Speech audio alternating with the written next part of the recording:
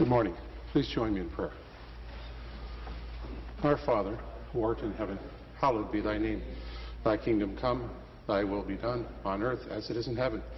Give us this day our daily bread, and forgive us our trespasses, as we forgive those who trespass against us. And lead us not into temptation, but deliver us from evil. For thine is the kingdom, the power, and the glory, forever and ever. Amen. Without you, nothing happens. You create the creatures, and gazing on them, you know them. What can I say? I cannot say anything. Whatever exists is by your will. Whatever is to be done rests with you. Unto whom shall I offer my prayer?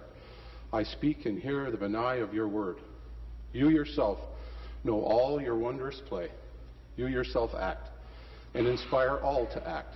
And you yourself know, says Nanak, you, Lord, see, establish, and disestablish. Deep within the self, the Lord abides. Do not go outside looking for him. Everyone speaks of wisdom and meditation, but bound in bondage, the whole world is wandering around in confusion. One who serves the Lord is his servant. The Lord is pervading and permeating the water, the land, and the sky. Praise Nanak. He alone saves us.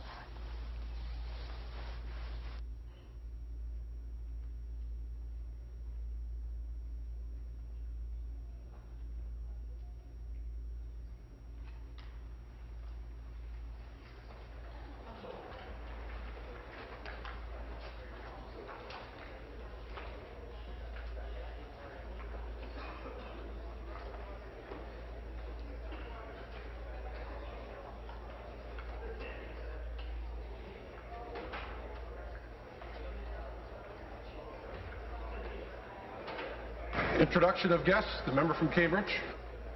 Thank you, Mr. Speaker. I would like to take the opportunity to introduce Alana Newman, who is the incoming Ontario PC Youth Association President and the President of the Scarborough-Gilwood PC Youth Association.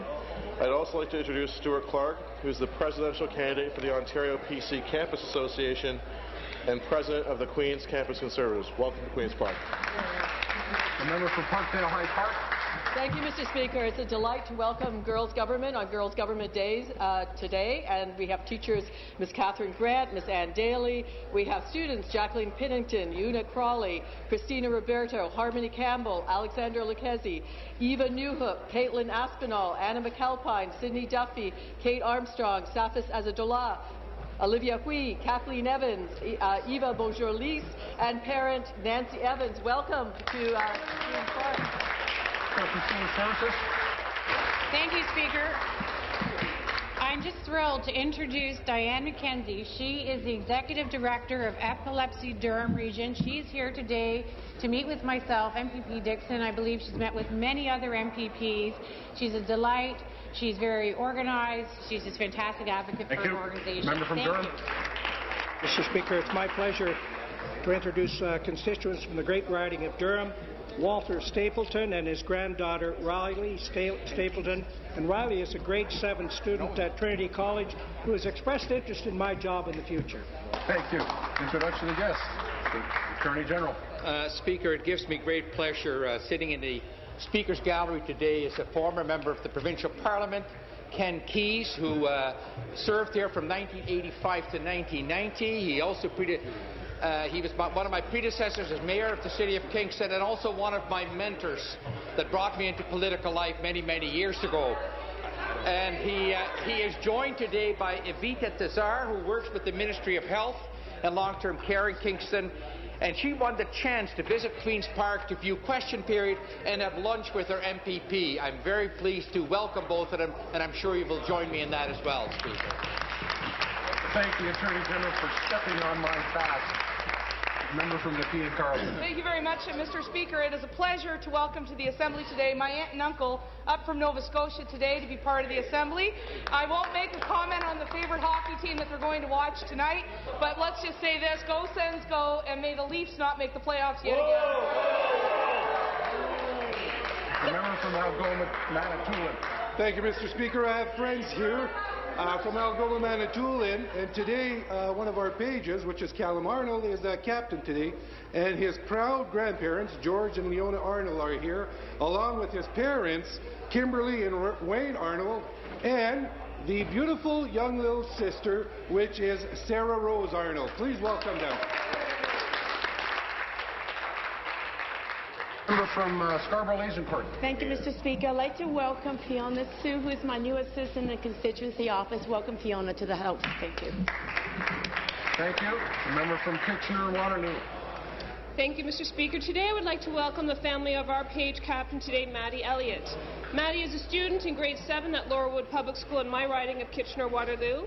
I'd like to congratulate her and welcome her family who are here today with us for question period in the members gallery. Adam Elliott, Dad, Freya Elliott, Joe Elliott, Beverly Elliott, Shauna Elliott, Liam Kelly, Josie Kretchen. I would also like to recognize Constable Ralph Morales, who is up in the public gallery. He's Maddie's uncle. We're all proud of you today, Maddie. Welcome to Queen's Park. Thank you. The member from Newmarket, Aurora. On a point of order, Speaker, I believe the comment made by the member from Nepean Carleton was offensive to all Maple Leaf fans.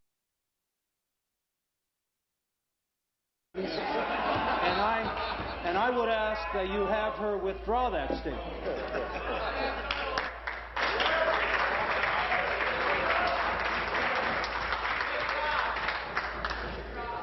No.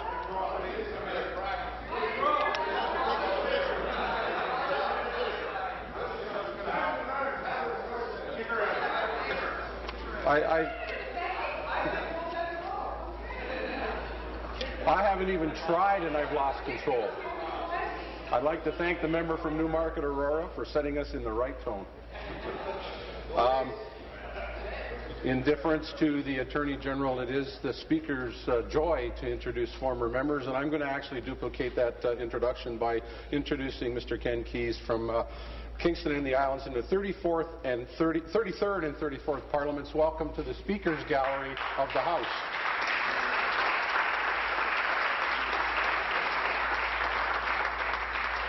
Also today in the Speaker's Gallery we have from the great riding of Brant, Caitlin Gatsby from Brantford and Rosemary Crawford from Paris, both recipients of the IPF Legacy Scholarship Program, living with a debilitating disease.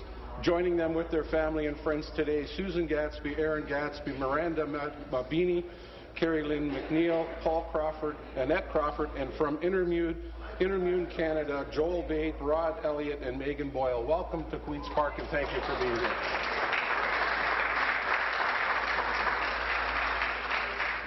I beg to inform the House that in a...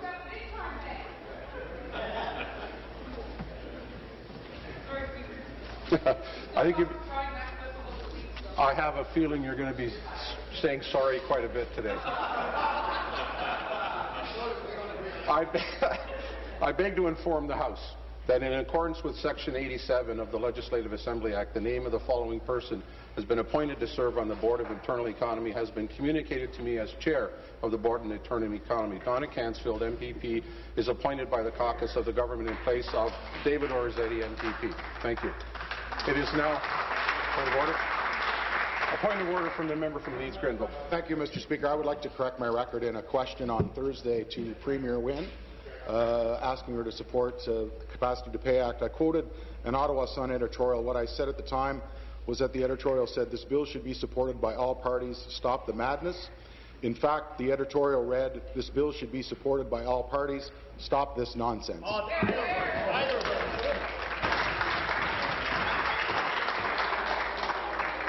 That is a point of order, and the member is very within his rights to correct his own record. Thank you. It is now time for a question period. The member from Thornhill. Thank you very much, Speaker. And good morning. My question is for the Minister of Finance. The people of Ontario, Minister, anxiously await a budget date. The hearings of the Standing Committee on Finance and Economic Affairs have concluded.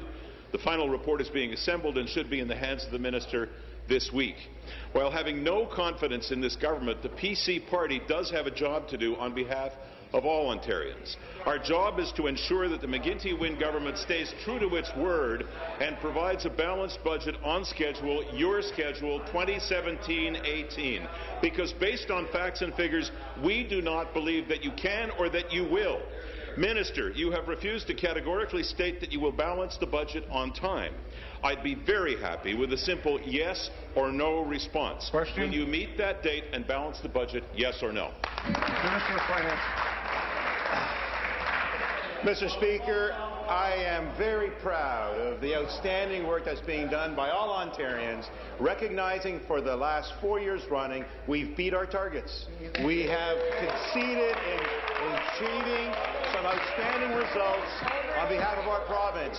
And, Mr. Speaker, we are on target to balance our books by 2017-18 as planned, and we'll do it with or without the opposition. I hope you'll support us, because what we plan forward is going to be the appropriate thing for all Ontarians in a balanced approach to ensure that no extreme initiatives are taken that would hinder that recovery, because we are on track to achieve a balanced budget by 2017-18. Minister, your response is laughable, but it's not funny. We in the opposition have dismantled and analyzed the figures. Speaker, we simply do not accept the possibility, even remotely, that Minister Sousa could possibly deliver a balanced budget in the McGuinty-Wynne government stated time frame, and I'd like to send over a slide deck so that we can share with you the work that we've done. Your wavering and refusal to be specific causes us, and indeed the major credit agencies, to worry. Ontario needs jobs creation and investment. Your hesitation and your coached media coyness tell us that you don't know how to balance the books. You've already dipped into the only savings you had from the past fiscal year to pay for your government's capitulation to the teachers' unions. Your cupboard is bare. What are you going to do about it? Minister? So let's put this in perspective. We have 400,000 more jobs, net new jobs, since the recession. The worst recession in history over the last 90 years, and we have achieved some outstanding success. We've now been able to bend our cost curve. We're implementing over 50% of Drummond's recommendations. We've taken on a report by the Jobs and Prosperity, and we're looking also at social reform to support those most vulnerable so that everybody can succeed, Mr. Premier. Madam Premier. And we are doing it in a very, very collaborative way, because that's the way to go. And what the opposition is suggesting is extreme measures, slash and burn, do away with those in need, and ensure that what we end up having is, in fact, even a worse recovery. What we need is to facilitate that recovery, because it is a sensitive recovery. And we are on track, because we've achieved those targets and more. And that's exactly what you're going to hear in our budget going forward. Your slide deck, I welcome. What I really is some good solutions going forward. Final supplementary? We've provided them, Speaker. Frankly, Speaker, we're tired of the new minister practicing his answer evasion skills on the media and now to the people of Ontario. Business as usual for your government is a disaster for our economy and for the people of Ontario. People are tired of these teasers. Just answer the questions, Minister. It's simple. How about the straight goods right now? When are you tabling your budget? Are you maintaining or breaking your promise to balance at 2017-18? What services are being cut, or conversely, what taxes are being raised? Thank you. Minister? So let me be clear. We've beat our targets 4 years running. We're going towards a balanced budget by 2017-18. We're working with Ontarians to achieve it. That'll do. Thank you. Minister? And to Rick Brennan's question, I guarantee that we are working towards every possibility to balance our budget by 2017-18, and we will do what's necessary to achieve that success. And we've incorporated a lot of recommendations from a lot of people around the province, because we have reached out to everyone as much as we can. Well, over 600,000 people have been touched in terms of what it is we want. We've got input from a lot of people to make this a budget that speaks to the people of Ontario. And we will work towards that, Mr. Speaker. And I appreciate all of the recommendations and input that's been made. Thank you. New question? The member from Nepean Carleton. Question is to the Premier. Last week I asked you 11 questions and sent a letter asking to know the true cost of the secret OSSTF deal. Still no details. It's common knowledge that Minister of the Environment, retirement gratuities alone cost $63 million. Wow. This does not include the extended maternity benefits, nor does it include the attendance recognition. Can you inform the House how much the enhanced maternity benefits and the attendance recognition will be used from your so-called savings? Premier. Education. Minister of Education. Yes, and I'm very happy to report to the House that we do have an agreement with OSSTF. That agreement is in the process of being ratified as we speak, and I'm very optimistic that in fact that agreement will be ratified. And what's really important about the agreement is that we will be able to move forward with our teachers who are our frontline professionals. The member from Chatham, come to order. The member from Renfrew, come to order. That is an absolutely excellent school. The member from Renfrew, come to order. You were too busy yelling to hear me say order, specifically to you. And the member from Chatham. Period. One of the things that we're particularly proud of is that because we have approached our teachers in a collegial manner, that in fact we do have extracurricular activities return to our secondary schools. Supplementary. That is 12 questions, 1 letter, and 0 answers. The Premier said last week she acknowledged that she moved money around. She hasn't put the so-called savings into either frontline classrooms or she hasn't put it toward putting down the deficit. We know the retirement gratuities cost $63 million alone. The OSSTF MOU and the ministry's own numbers suggest that the maternity benefits can be calculated to $16 million and the attendance recognition at $35 million. That means the secret OSSTF deal is costing students, parents, and school boards $114 million at minimum, Speaker, and that's without opening the EPFO agreement or the Me Too clauses. When this is all said and done, you will be rearranging hundreds of millions of dollars in the education budget. So I ask you, what programs are going to be cut in order to be paying for this money-moving scheme in the Liberal government?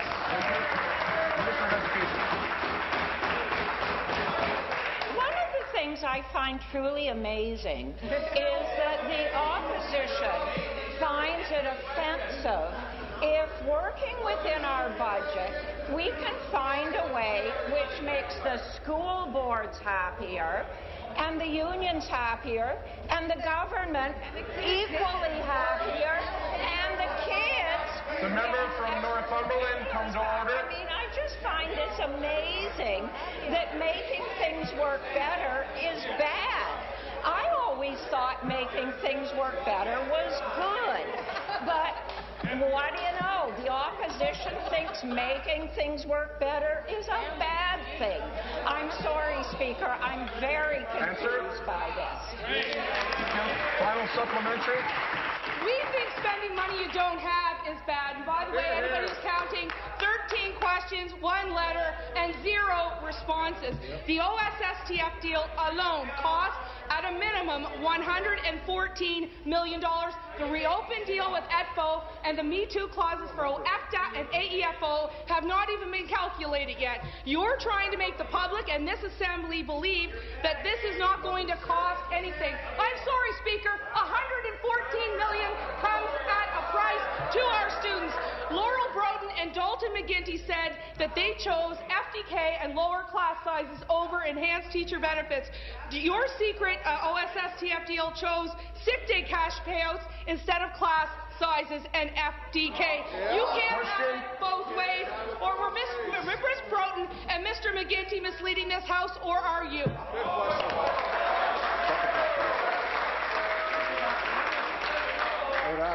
I would ask the member to withdraw. Please, Speaker, withdrawn. To remind members that this is an opportune time to remind members that we do not use individuals' names. We identify them by their title or by their riding. And I will also remind members that I will be moving to the next question if the continuation of using unparliamentary language was just to simply get on the record and move forward. Minister. And I would like to assure the parents and students of this province that we have made absolutely no changes to the roll-in of full-day kindergarten. That will continue exactly as planned. And we have not changed the class sizes. We still have the lower class sizes and all the staff that we chose to protect. And the $1.8 billion in savings that were announced in January, those $1.8 billion in savings still exist in March and in April and going forward. This new agreement is not costing taxpayers in Ontario $1 more. Yes, sir. The costing in January is the same as the overall costing in April. The savings in January are the same as the savings in April. Thank you. New question. The Leader of the Third Party. Thanks very much, Speaker. My question is for the Premier.